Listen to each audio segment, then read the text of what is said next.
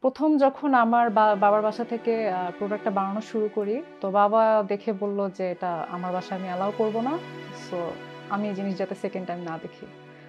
So তখন খুব কষ্ট পেয়েছিলাম। আমার নাম শায়লা শারমিন। আমি ছোটবেলা থেকেই ঢাকায় বড় হয়েছি। আমি ঘুরতে খুব পছন্দ করি। আর হচ্ছে খাওয়া।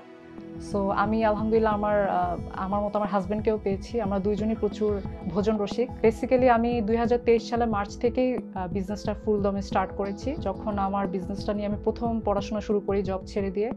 তখন থেকে আমার বোন বিজনেসের মানে যেহেতু শুরুতে ফেসবুক দিয়েই স্টার্ট করতে হবে, তো ও আর আমি রাত ৩টা পর্যন্ত বসে, বসে পেজ খুলেছিলাম। তখন আমার বোন আমাকে ইন্সপায়ার করলো যে, "আপু শার্ক ট্যাঙ্ক বাংলাদেশে ফার্স্ট টাইম আসছে। ওরা অর্গানাইজ করছে। সো তুমি এখানে এপ্লাই করো।" তাই আমি তখন এপ্লাই করলাম। আমি চাই আমার বিজনেসটাকে আমি এমন একটা পর্যায়ে নিয়ে যাব যাতে আমার সন্তানরাই আমার বিজনেসটাকে হ্যান্ডেল করে।